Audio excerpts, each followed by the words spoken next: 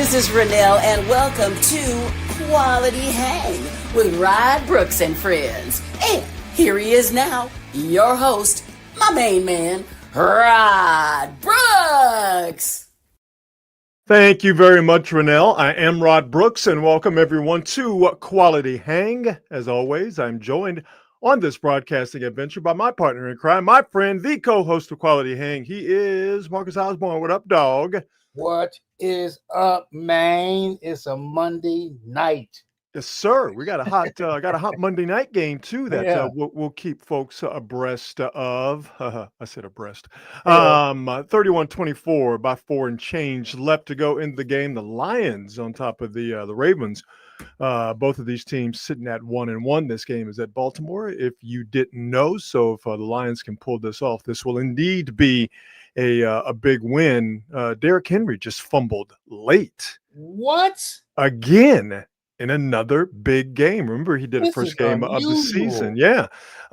So Derrick Henry, still one of the best running backs in the league. I think you can make a case for him being one of the greatest of all times. But a little bit of the fumbleitis here for King Henry over these first 3 games. So again, we'll keep you updated with what's going on with that. Before we get into the show, Marcus, I got to ask you the question that this is a California question. This is a Bay Area question. Oh, I'm into it.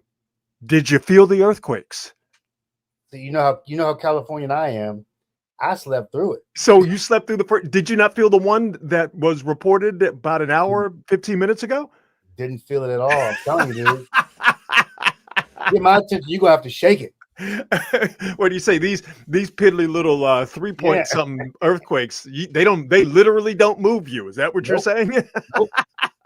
If you want my attention, you're gonna have to shake it like a stripper in Magic City.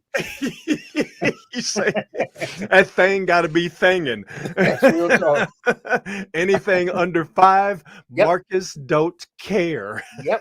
I don't care. I don't feel it. I'm sleeping through it. Oh yeah, I won't even notice it. I'm a little bit too far north. I mean, they were both the one this morning at, what was it, like 2:45, and then the one that was reported about an hour and 15 minutes ago. They were both centered in Berkeley, under that fault that runs right under the Memorial Stadium, the football stadium at Cal.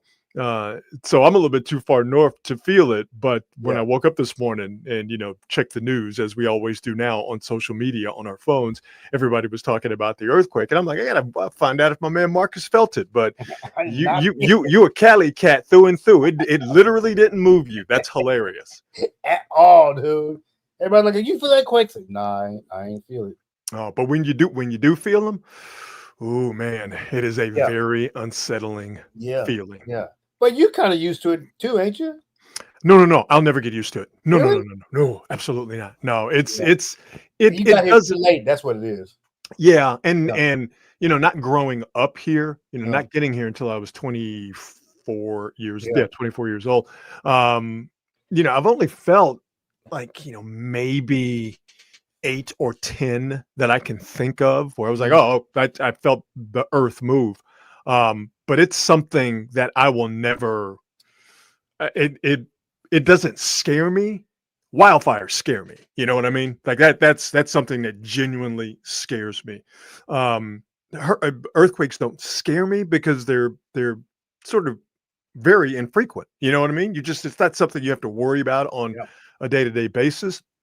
But when you feel them, again, to me, there is just no weirder feeling than the ground that is always solid and stationary. Okay. Ground don't move. You move. The ground don't move.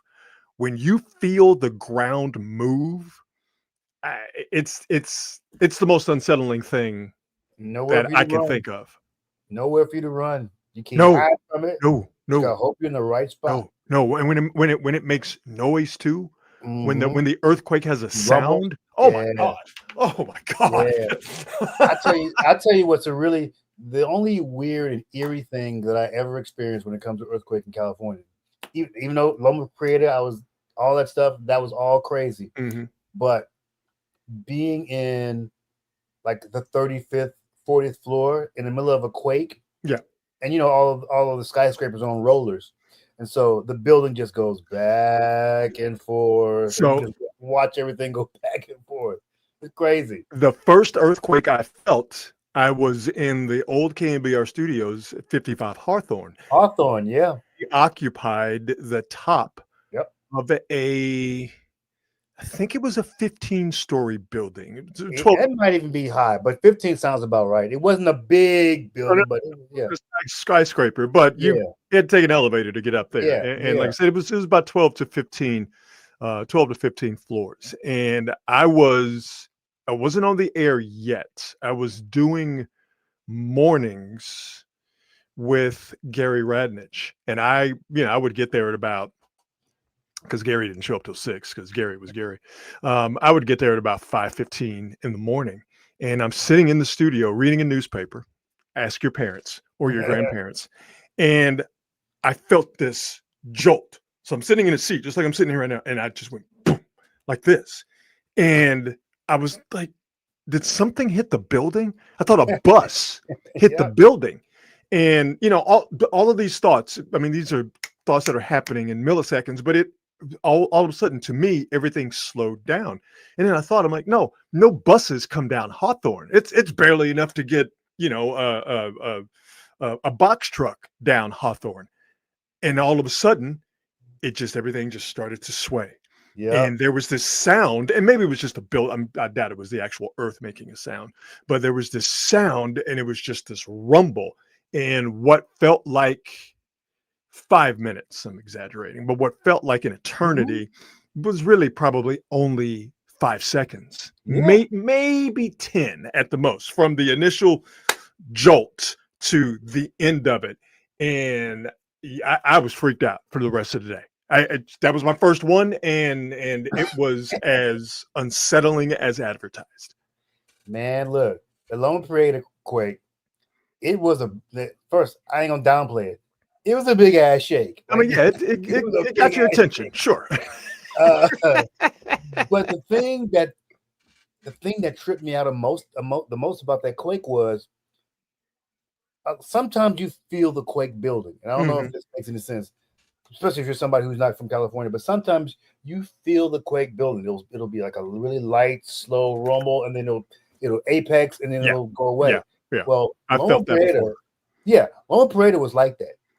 And you get used. It just started, and it wouldn't stop. It wouldn't stop getting bigger. I'm like, oh my goodness! And then everything was shaking, and you look out the window just to see if everything is still like intact. Yeah. And then it lasted so long, it just kept on shaking. I think that thing had to be a good 30 seconds. So out of all the ones I felt the rollers, I felt the jolts. Yeah. I felt the sharp, quick ones. The scariest one for me are the ones that last for seconds. Yep. And because you're like, maybe this is the one that doesn't stop.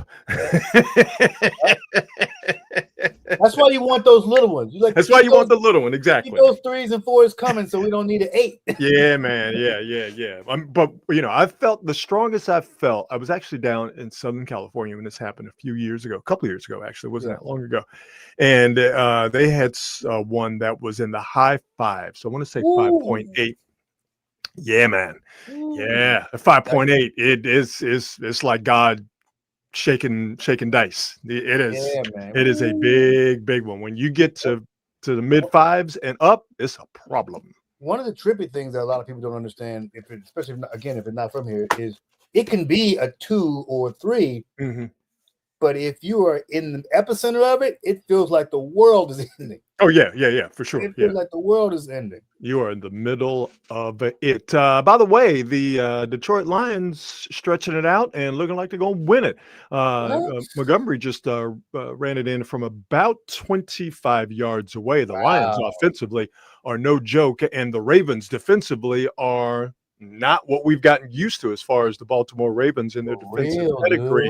140 and change left to go in the game, and the Ravens are about to put 38 points on the board and take this thing home, beating the Baltimore Ravens in the process. So unless the goofiest thing of all time happens, the Baltimore Ravens are going to fall to 1-2. And the Lions, who people thought would have a problem this year because of all the coaches that they've lost, that is still an offensive machine they got there in Detroit. The Lions are about to go to 2-1 on the season, and the Lions and the Packers are clearly the best teams in the NFC North, not taking away from anything that the Bears did yesterday. And what the Packers are, even though they lost to the Browns, what the Packers are thought to be able to pull off this season as it goes on. Let's go ahead and get this thing started in earnest. We begin the show, as we always do, by thanking our presenting sponsors, the fine folks at Hop Monk Taverns. 3 locations to choose from. Check them out online at hopmonk.com. Better yet, check them out in person. Fantastic food from a diverse menu, a craft beer selection that will surely satisfy whatever you desire, and a entertainment venue that to me is one of the best in the Bay Area, because not only do they get touring acts from around the country, but what's great about all 3 Hop Monk venues, Sonoma, Sebastopol, and in Novato, is that it's a great place for local artists to see and be seen. And they have something for everyone. So check them out online at hopmonk.com. But again, if you happen to be near Sonoma, Sebastopol, or in Novato, definitely stop by one of those 3 Hop Monk locations. All right, let's get into it. Worst case scenario for the Niners happened today. And I think we all knew, Marcus, that when we saw Nick Bosa look up to the stands and give his family the thumbs down with the grimace on his face, we all knew that whatever the injury was, it was not going to be good, and it was one that was going to keep him out for a long, long time. And even though people tried to parse Kyle Shanahan's words after the game, the worst news came out, and it wasn't a surprise, but that doesn't make it any less devastating for Niner fans, as Nick Bosa is done for the season. He has torn the ACL in his right knee. And now this is the third. I'll move this banner here. This is the 3rd time that Nick Bosa has torn his ACL. Toward in high school in 2015, toward in 2020, that was in his left knee, and in 2025, yesterday, toward the ACL in his right knee. So every 5 years he's tearing the ACL. Like clockwork, and not the kind of clockwork you want. So for Niner fans, again, there was some thought that maybe, just maybe, that it wasn't something devastating. Maybe it was just a knee sprain, an MCL or an ACL sprain, and Bosa out being out a few weeks would be the diagnosis. Nope, it's a torn ACL, and Niner fans who have had to deal with injuries over these last few years and deal with injuries this season are just wondering, why does it always seem to happen to them? Crazy, bro. It's such a weird phenomenon. I don't even know if they think about this. They probably think about it less than we do. Who knows? But at some point, you have to be concerned that you always have to be concerned about being an injured team. And for the past basically 7-8 years, that's been the concern. Can we get through the season healthy? I don't know what they can do about it. That's the thing. To me, it's just a part of the game.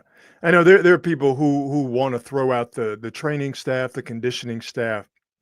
There are people who are saying, and I think most people say this in jest. Some people don't, that the Niners are cursed or this, that. To me, it's just football. Nick Bosa is a player who is a supremely and finely tuned athlete. That's a big boy, putting a lot of stress on those ligaments. And, when you are as big and as fast as he is and playing the sport that he plays, to me, these things happen. I can't see it any other way. And I'm not just talking about Bosa's injury. I'm talking about all the injuries. I can't see it any other way than it's just football. And to me, to try and ascribe something else more than it's just football, I just think you're kind of barking up the wrong tree. Not you, but anybody who says that there's got to be something nefarious going on. I just have a hard time seeing that.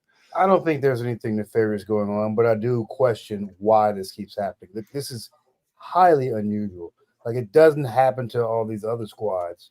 You can't be a team that's every year in the top 5 most injured teams without going, okay, maybe there's something we're not doing, or we should do better. I did hear one theory. It was a couple of weeks ago, and I don't know this to be the case because I'm not there, but I did read that the 49ers have probably the most intense practices of any other team in the NFL. Where they really get out there and they do some hitting and all that stuff. I don't know how intense they are. I don't know how true that is, but I read that a couple of weeks ago. I'm like, that's interesting. They don't practice any harder than the majority of the really good teams. By the way, Baltimore just scored. It's now 38-30. More than likely they're going to go for 2, but there's only 29 seconds left in the game. Mark Andrews just picked up a 27-yard receiving touchdown. I don't think they don't hit.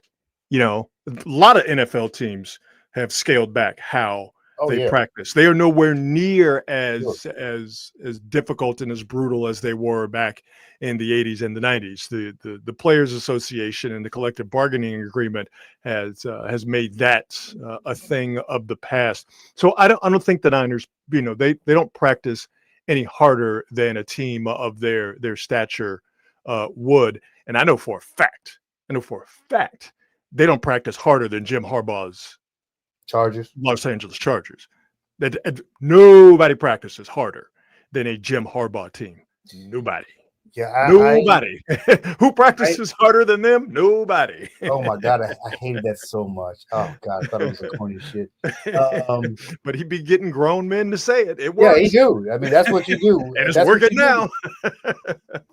Eventually, it flames out, but you definitely get them on board. Yeah. I don't think there's something nefarious. I don't think.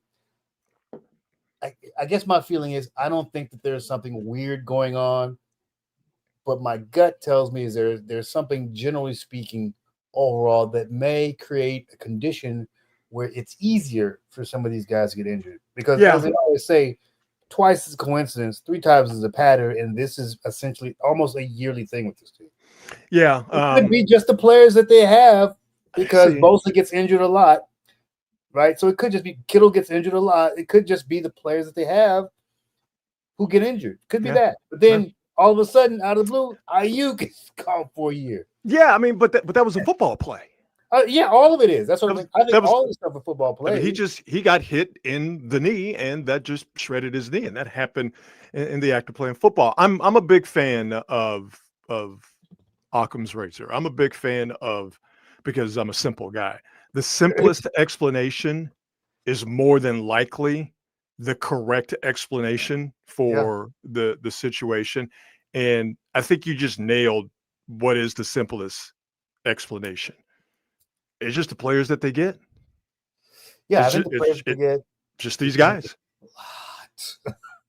A lot. It's just I think with the players that they acquire, and the football that they've played now for the past 5 years, right? Since that 2020 Super Bowl, and the season leading up to that, it's a lot of football on these guys' bodies. And we're talking about the same people.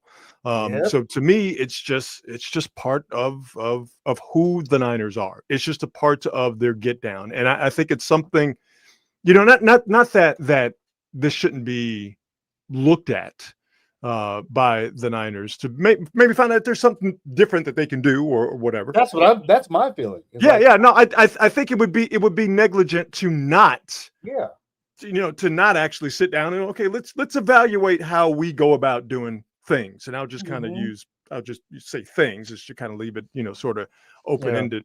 But I think that would not be smart business to not say, all right, let's look at everything, and if it's good, we keep it. If we're not all sure, let's talk about it. Let's come to a consensus or whatever.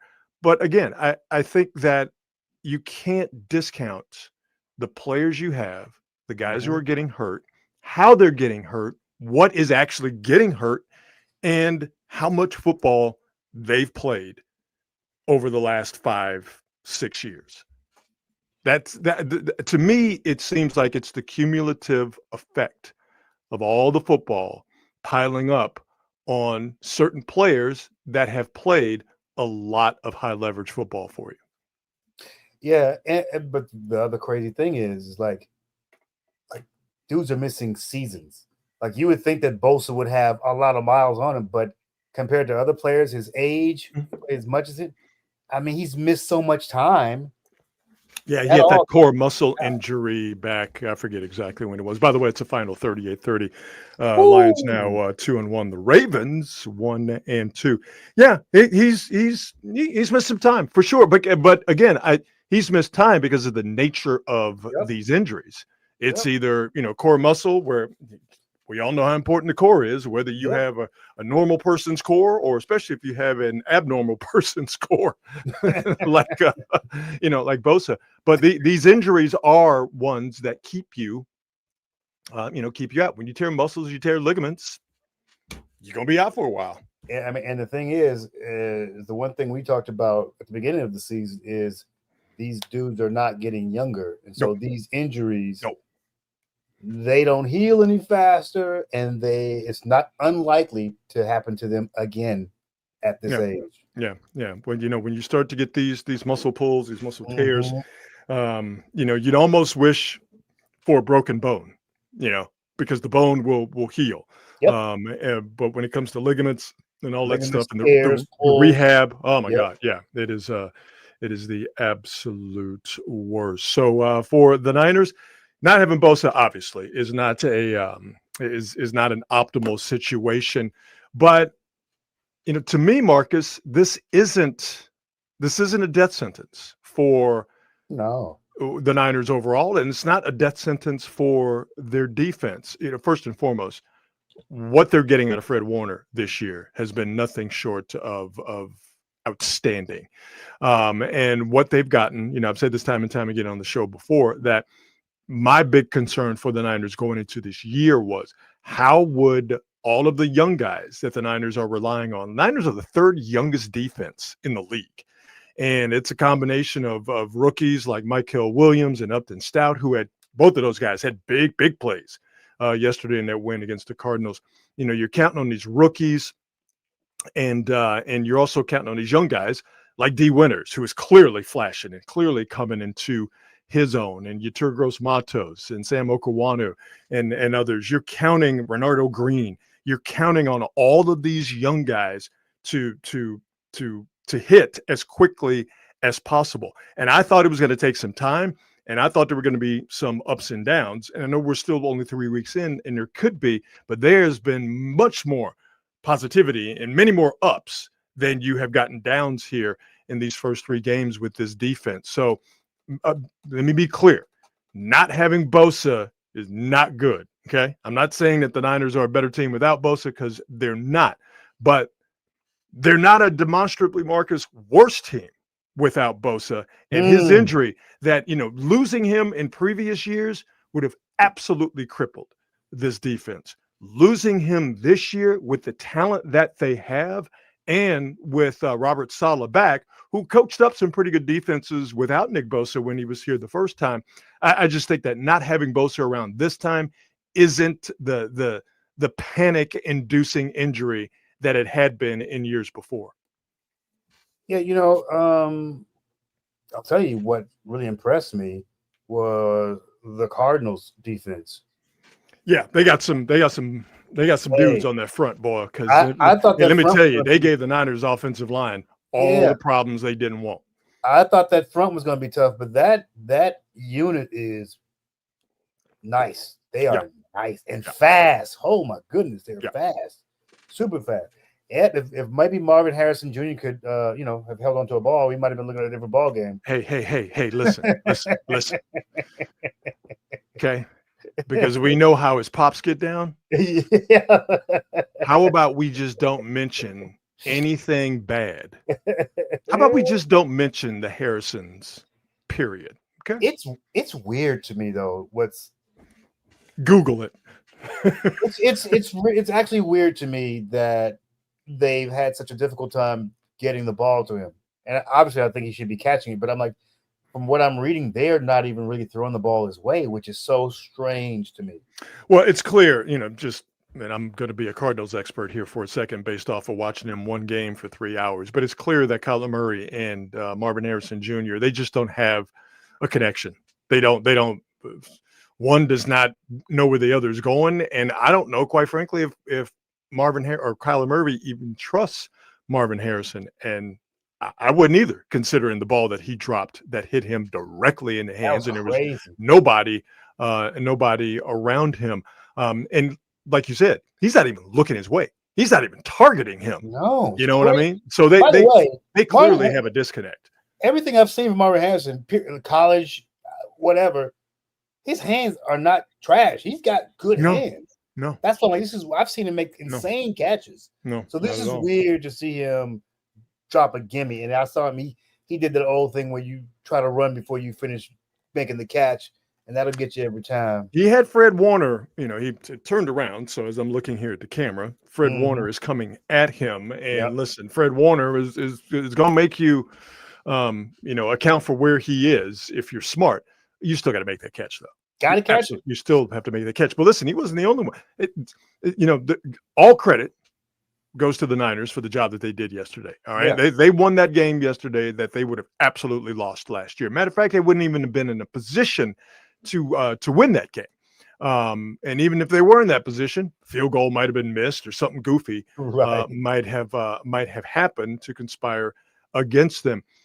So credit to the Niners, right? When they needed to make plays offensively and defensively, talking about Upton Stout or, that fourth down play to Ricky Pearsall, that fourth down catch, and others. They made plays they needed to make to get in a position to win and then ultimately to actually win the ball game.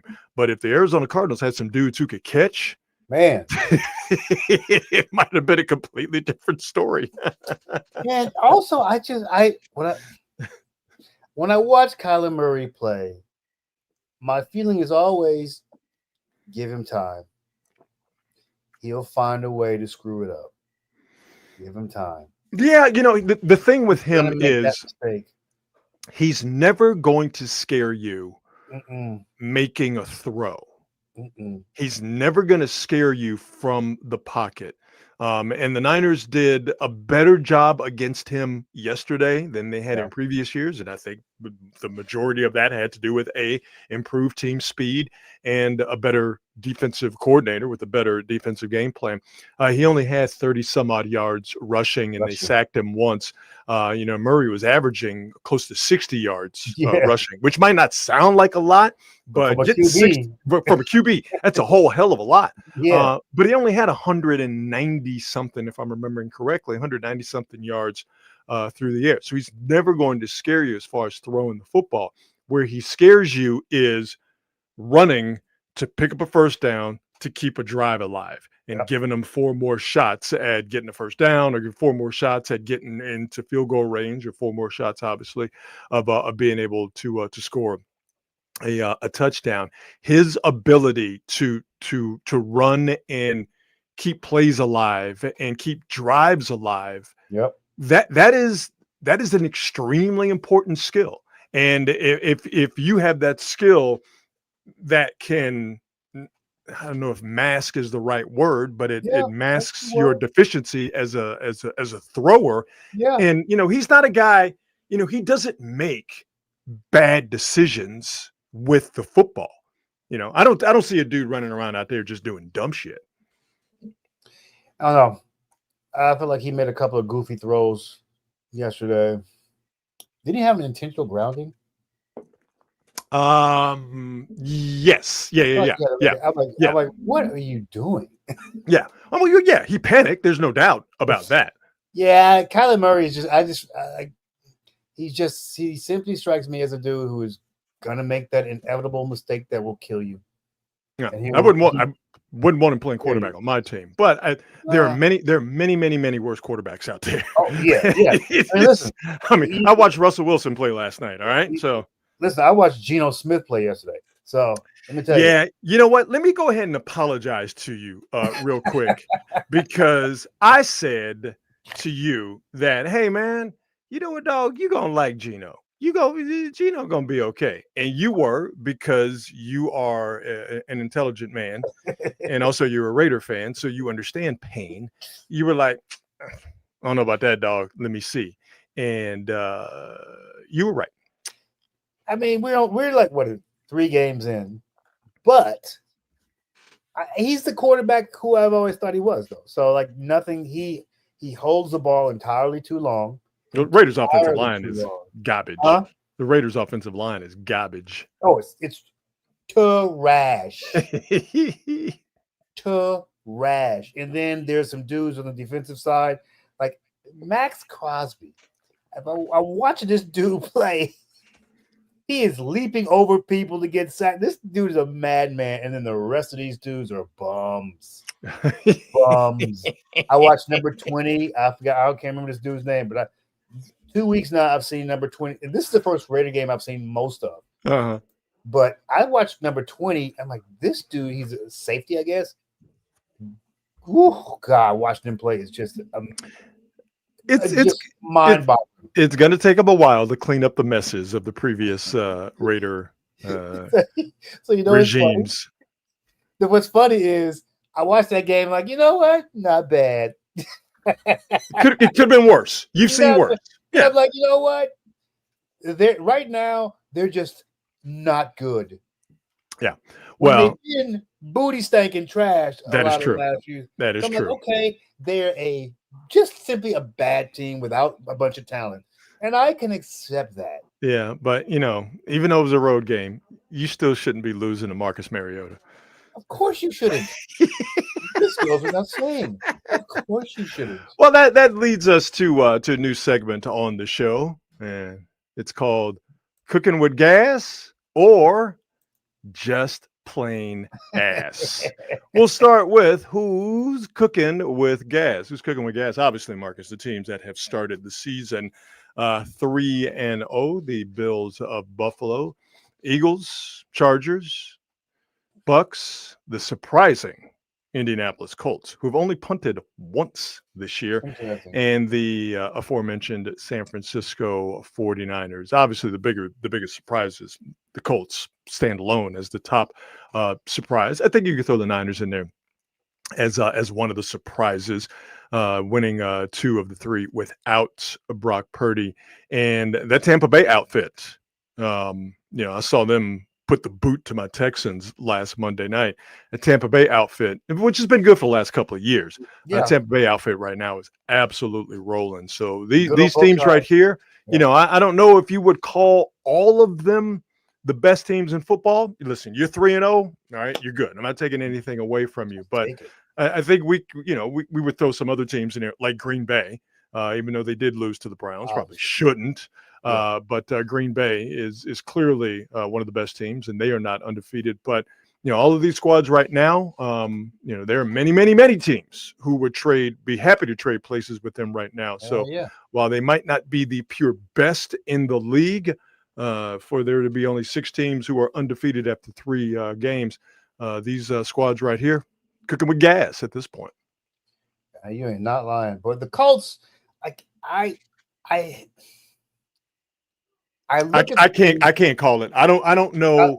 I just look at the teams they've played. I'm going, you know what? It's not completely out of the realm of possibility that they would have beaten these teams. The only thing about the Colts that's shocking to me is Daniel Jones is playing like he's Steve McNair out there. That illustrates how bad Anthony Richardson was. Oh my God, yeah. That's what that tells you, is that they were so bad at quarterback that Daniel Jones can come in, and credit to Daniel Jones. Being with the Giants, as we know, the Giants are not a good organization at all. Being with the Giants can absolutely kill you.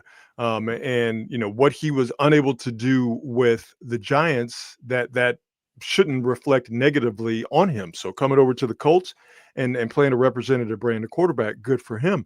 So that's not to take anything away from him, but clearly this is showing that the biggest problem for the Colts was having Richardson back there, who was just not ready to be an NFL quarterback. Listen, I mean, I suspect that Daniel Jones will regress as well. I never saw anything with. I like the fact that he was a playmaker. He's a tough dude. Mhm. I was never impressed with his arm, but we'll see. I mean, maybe the Colts have built something around his skill set. I doubt it, but maybe they built something around him that can work. I just don't see this thing lasting for an entire season. I'm going to see if I could carve out some time to watch a Colts game, one of these three, just to get a read on what they're doing. Again, they're 3-0, so you can't take that away from them. Not at all. I need to know how much of it is real, how much of it has to do with who they played, how much of it is smoke and mirrors. It's because I don't know. I just cannot get a read on what they've done so far, other than the fact that there's 6 teams who are undefeated after 3 games this season, and the Colts are one of them. Got to respect it. Got to respect it. Got to respect them all, obviously. Got to respect it. So, cooking with gas, Daniel Jones, Colts cooking with gas. Right now, the Lions, and again, if you're just now joining us, the Lions went on the road and beat Baltimore. They're 2-1. They're cooking with gas. But who right now is just plain ass? Look at these sad sacks. Look at these groups of jackasses right here, led by my Houston Texans. Damn. I would say that the Dolphins or the Jets are the worst teams on here. Man, the Saints went to Seattle and gave it up. Right. But I kind of expected that, though. I mean, Seattle is very much better than New Orleans. But you know who else I would throw in this list? Who? I'd throw the Falcons. All right. Oh, boy. I don't know how in today's NFL you play an entire 60-minute game, a game that rule-wise has been absolutely designed for you to score at least 1 touchdown. They scored 9 touchdowns. That's rough, man. None. That's rough. Just plain ass. But I think the worst team on this list is the Titans. And I'm not saying that because I hate the Titans. I'm saying that because just watch the Titans. They are absolutely awful. So between the Titans and the Texans play this weekend, I guess they don't have to win because you can still tie. But it's amazing that we're getting the toilet bowl, the direct opposite of the Super Bowl this early in the season. Well, you know who's not on here is the Dallas Cowboys, and they are plain ass. We'll get to the Cowboys later in the show because the best thing I've seen today focuses on a quote from Jerry Jones after the Cowboys once again can't stop a nosebleed. They are absolutely terrible defensively, and I wonder why that is, Marcus. Well, you know who's nice? Myles Garrett.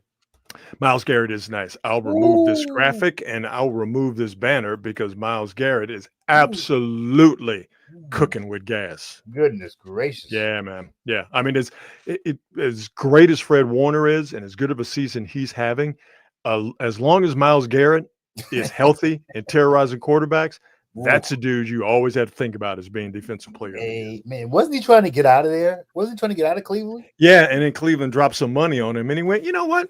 Cleveland's not too bad in the fall and winter. Man. One of the things I hate, though, is seeing players like this just rot on the vine. Yeah. Because he's going to rot on the vine in Cleveland, baby. But you know what, though? He don't mind. That money is looking real good in his bank account. Of course it is. But I feel like somebody else could have given him that. Yeah. Somebody else could have given him that, and he would have got there and would have a better shot. I like to see guys like that get their ring. It just makes me feel good. I just don't think you got a shot at winning anything in Cleveland. I just don't think you do. Never. Ever. No. That's because the Browns be Browning. No, it's not going to happen. No. That is absolutely never going to happen. No, Myles Garrett, without a doubt, is absolutely cooking with gas. I'm going to look up here and look at the rest of the records and see who else is getting it done and who else isn't. By the way, the Giants, I'll give you a real quick Giants update as I look for these standings. The Giants, 4 games out, including the tiebreaker from the third wild card spot behind the Mets. There are only 6 games left. Giants behind the St. Louis Cardinals 6-5 Oh, in the top of the 7th. not So horrible. no, you know what, Marcus? Look at you, looking on the bright side of life. Yes, it's not horrible, but it's not great. It's not great though. So I'm trying to bright side it for the Giants fans. you are doing that, and I'm sure they appreciate that completely and totally. But let's just go ahead and keep it funky. The chances of the Giants pulling something miraculous off, it is as dead as Napoleon. Yeah, you can go and put them in the foil and put them in the fridge, baby. Yeah. It was a fun season. Especially the last 3 weeks or so. But ultimately, the Giants' inability to get consistency out of the starters. I mean, everything you need to know is this stat that Justin Verlander has been their best starting pitcher in the second half of the season. Yep. And that's great. That's absolutely great for Justin Verlander, and proves that he can still pitch. But that is not the way that it should be. So your Raiders are 1-2. The Broncos, surprisingly, 1-2, and I think that everybody's enjoying the Kansas City Chiefs' demise, and it was fun to see them struggle last night on Sunday Night Football. They have offensive line problems. They don't have any receivers. It's an offense that really doesn't scare anybody. But here's the problem: that Patrick Mahomes dude is man. I was saying last night, man, people just don't realize how big, how strong, how competitive, and how tough that guy is. And as long as he's back there, that's a team you still have to worry about. That team should have no chance. In every single game they played, they've had a shot at. They've had a shot. Exactly. They've had a shot. And that's what I don't think folks really recognize, how rare it is to simply have a guy on your team who gives you a shot every single time. No matter how shitty that team is, you got a shot. Yep. You got a shot. And the scariest thing to me, if I'm the opposing side, is Patrick Mahomes with 1:50 left and the ball on the 20 on the other side, because things happen with that. Niner fans right now, like, yeah, we know exactly what you're talking about, dog. We know exactly what you are talking about. The Vikings, surprisingly, 2-0 or 2-1, I should say, at this point in the season. That defense is one of the best in all the NFL. And they have an absolute madman in Brian Flores, who is there you go, the controller of that defense. He throws some stuff out there where you're just like, I don't know how any quarterback deciphers what that guy is throwing around. A good defense is coming. Oh yeah, for sure.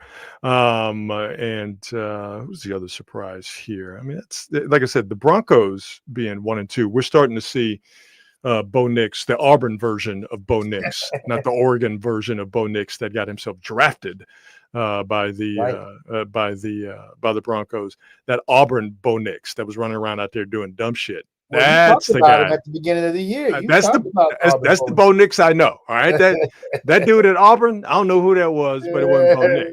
I know that Auburn Bo Nix that tried to do a little bit too much or a lot too much. That's the guy I know and like. That's my guy right there.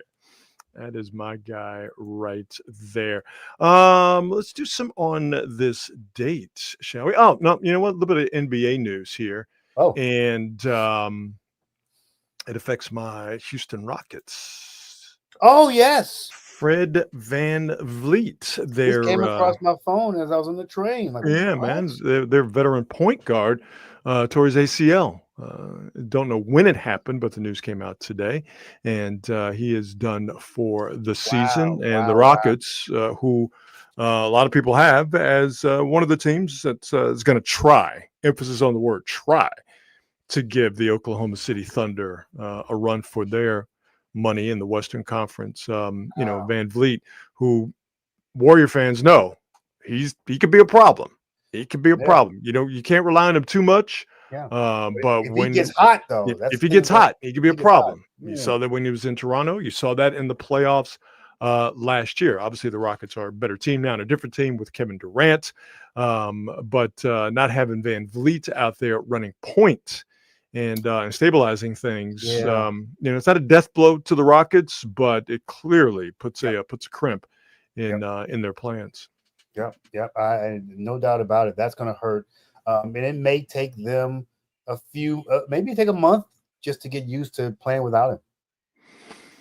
Yeah, playing without him.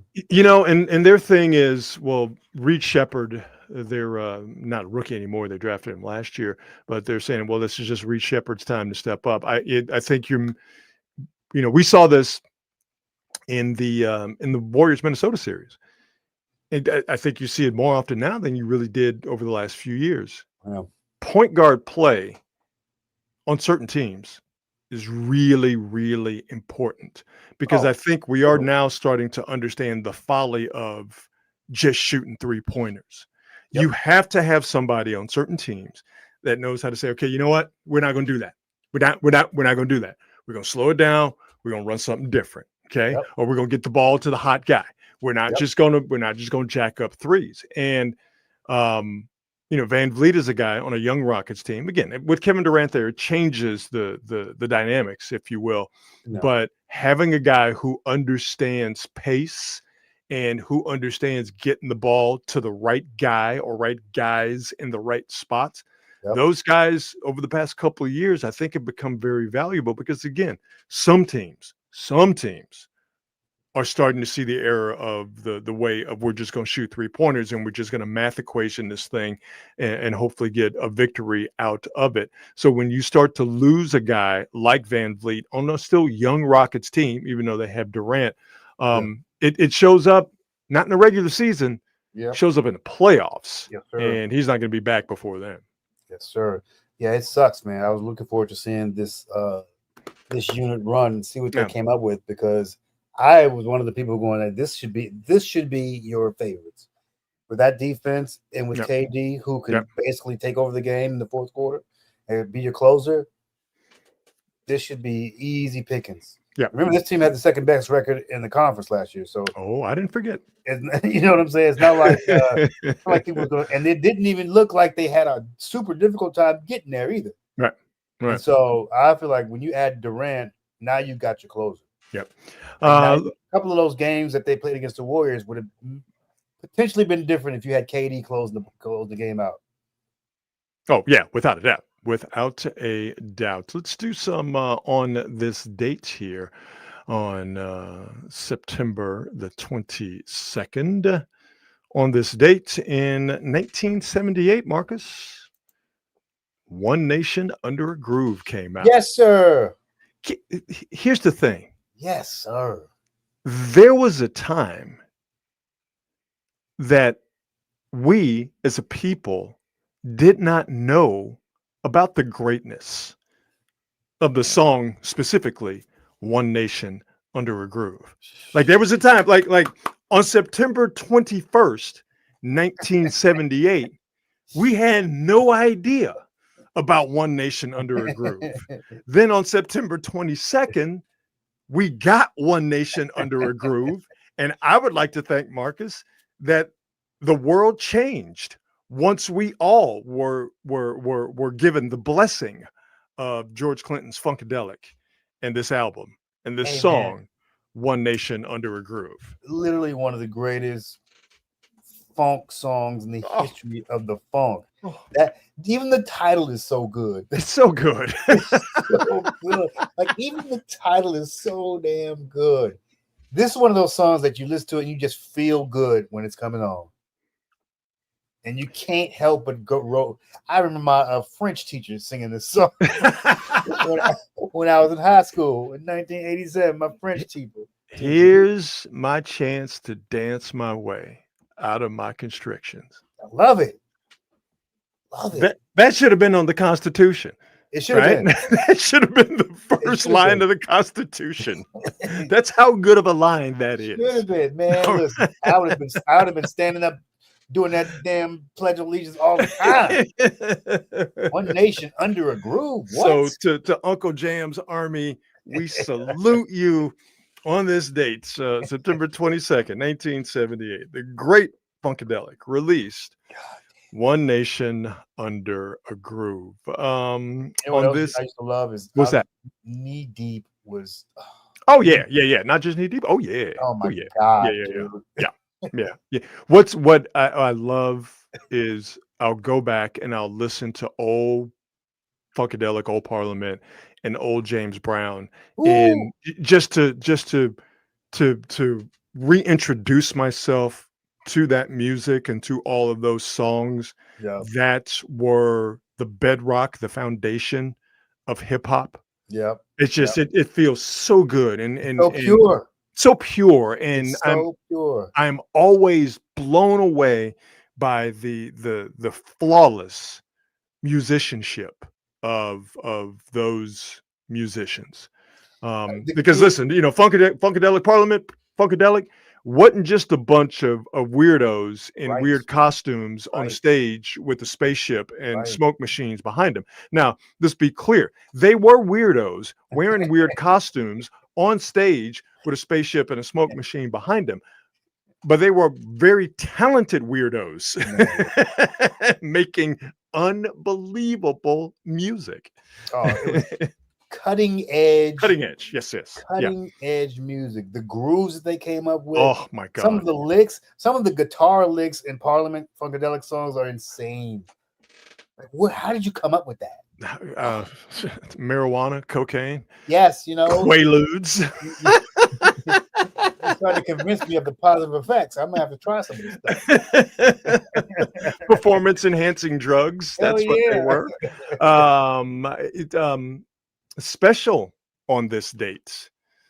On this date in 1976, one of our day one listeners, one of the true quality hangers, was born. What? Noemi was born on this date in What? 1976. Happy birthday. What? Shout out. Yeah. Happy There you birthday, go. Noemi. A great on this date, September 22nd, 1976. That's Happy birthday.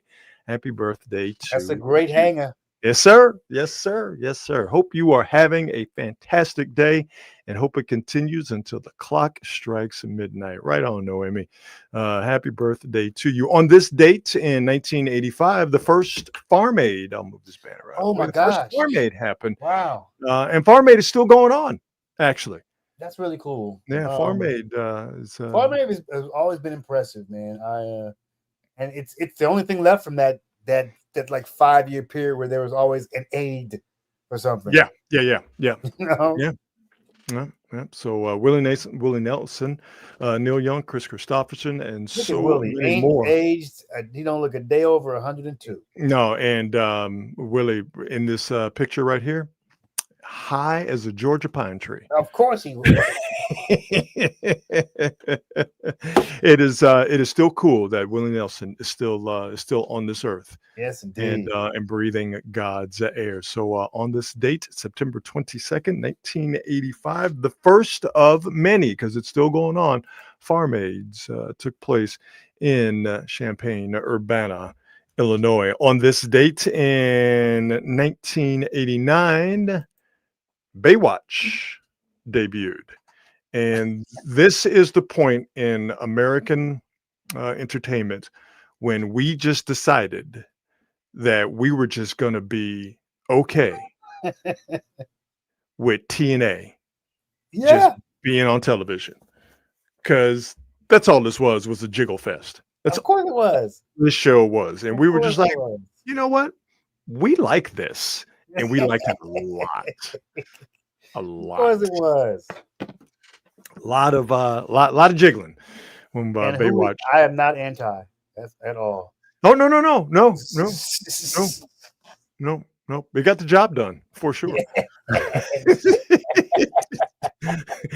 It scratched the itch if you catch my drift. So on this date in 1989, another summer, Baywatch debuted. On this date in 1994, Friends Oh wow. premiered. I can say with absolute certainty and no lies, that show has not made me laugh not once. Really? Not one. So I'll tell you. So here's what's very funny. 93, I got my very first full-time radio gig. Mm-hmm. And as much as, and the funny thing was, I moved from sports into pop culture stuff. And my 90s TV knowledge is so good, Rod. So good. But here's the funny thing. I ain't watched none of it. Really? I ain't watched none of it. I didn't watch Friends. I didn't watch Tool Time Guy.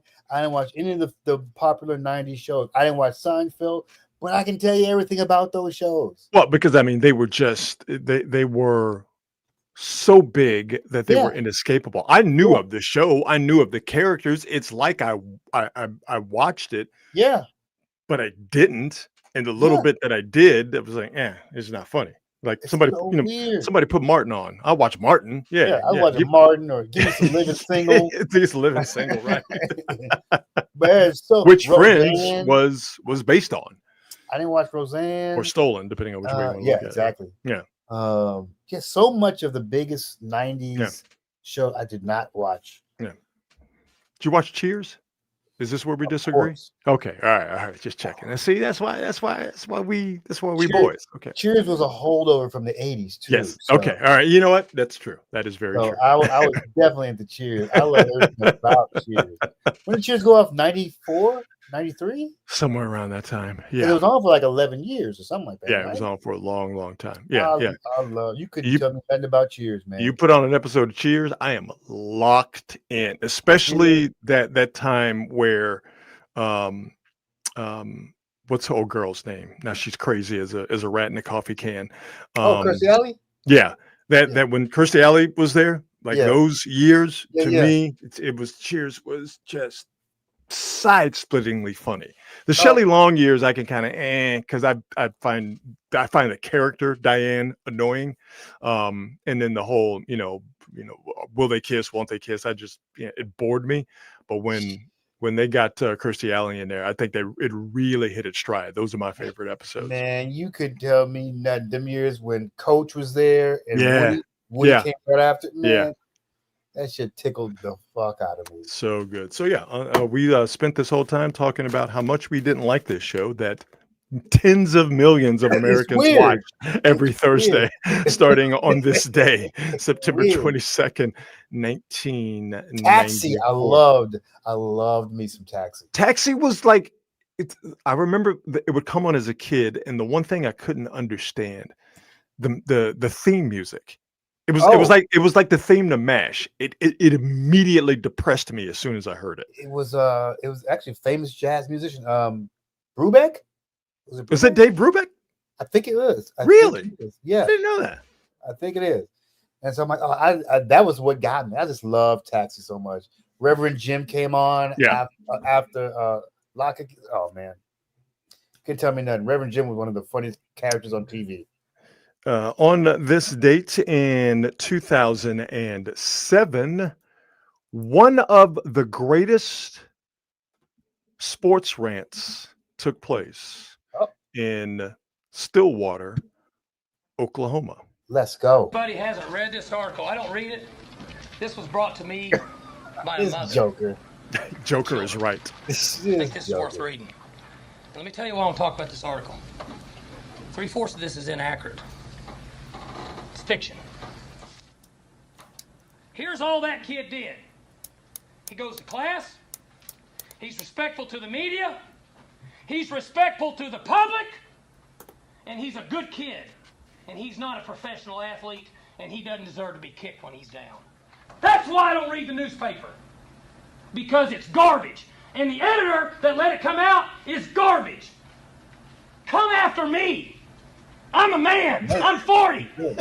I'm not a kid.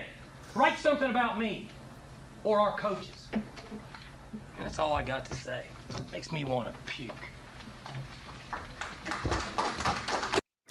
So many things here. Jesus. First and foremost, the clapping after he makes his dramatic I exit. know. Also, go back to the beginning here, and I'll play it. He's mad about the article, but listen to what he says here at the very beginning.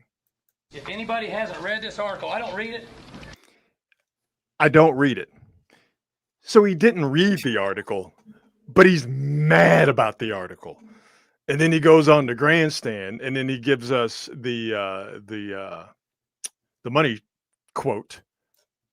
Man, I'm 40. I'm not a kid. Write something about me or our coaches. And that's all I got to say. Makes me want to puke. This may be a weird thought, but I never bought into any. I'm like, this dude is not really this mad.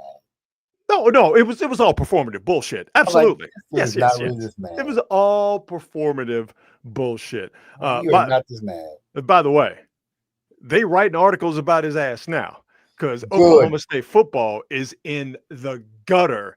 Good. They just lost, Oklahoma State did, to Tulsa last Friday. Oklahoma State's 1-2, just lost to Tulsa. They went to Tulsa and paid Tulsa $300,000 for the game. And they lost it. So you want to talk about hot seats? Gundy's hot seat, it's up there. It's up there. He's got a nice cushy buyout, I think around $15 million. But I've never been a fan of At that all. of that phony. Sanctimonious phony. That's exactly right.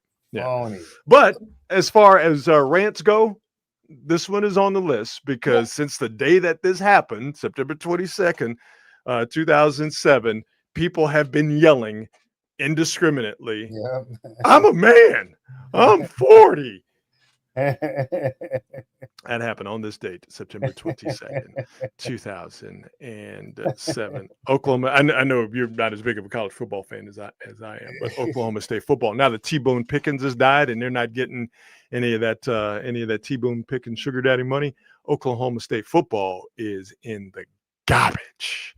It's bad, and I love it. Great. Oh yeah. Makes me feel fantastic. Never liked him. Never liked him. Mike Gundy's a world-class jackass. Let's do a little best thing I seen today and get on out of here. And the best thing I've seen today involves the just plain ass Dallas Cowboys who went to Chicago and allowed a Bears team that got embarrassed in its last game, allowed the Bears to freestyle all over them.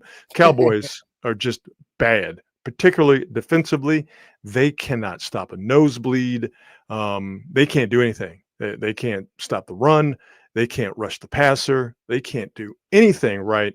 And that doesn't stop Jerry Jones, of course, from continuing to get in front of the media anytime a light is on and a camera is put in front of his face to talk about the team that he put together and has also dismantled in plain sight.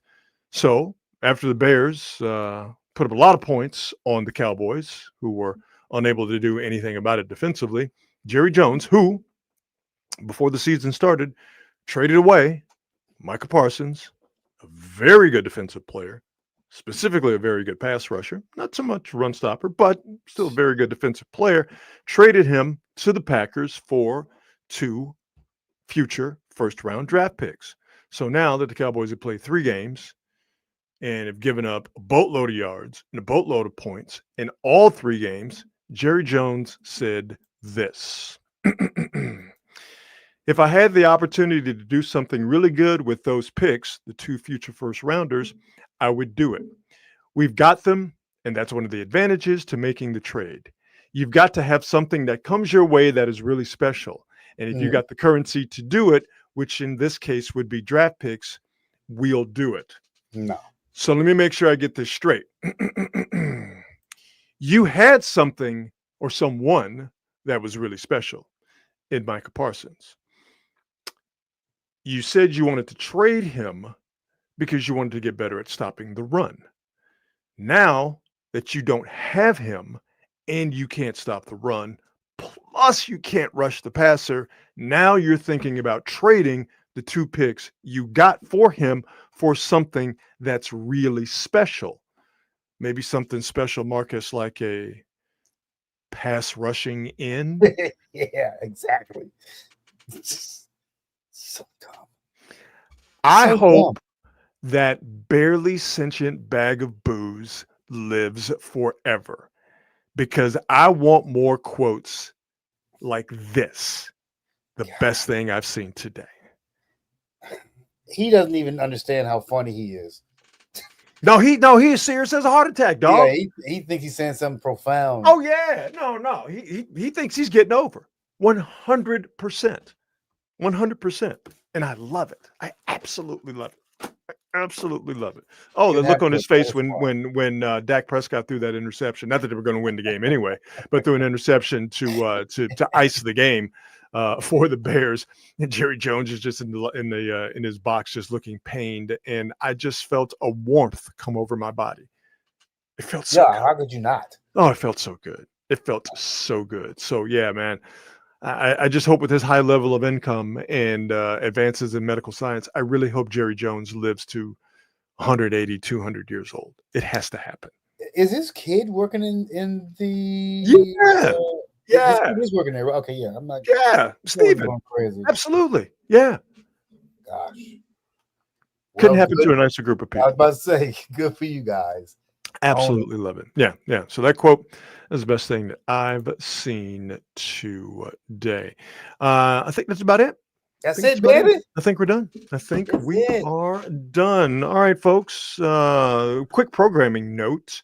No show on Wednesday, but we will be back here at our usual time on Friday. So make sure you tell everybody about that. Also, alert the affiliates that there will be no show on Wednesday. We will be back at our usual time on Friday at 8 o'clock. And as always, thanks to our presenting sponsor, the fine folks at Hop Monk Taverns. Make sure you check them out online at hopmonk.com. Better yet, stop at one of their 3 locations in Sonoma, Sebastopol, or in Novato. They will take care of your hunger with their fantastic food from their diverse menu. They will take care of your thirst. It will be quenched with their fantastic selection of craft beers and also spirits if you're looking for something with a little bit more kick, and they will satisfy whatever entertainment Jones you have at all 3 venues, as it is a great place to see a local artist, see a national touring artist, or for an open mic nights, or for comedy nights, or for country line dancing night. They've got something happening every single night at all 3 Hop Monk locations. So check them out online at hopmonk.com. All right, my brother, let's do this again on Friday. How about it? Yes, sir. Let's do it, baby. Yeah, man. All right, everybody, have yourselves a fantastic weekend. As always, be good and be good at it. We'll see you.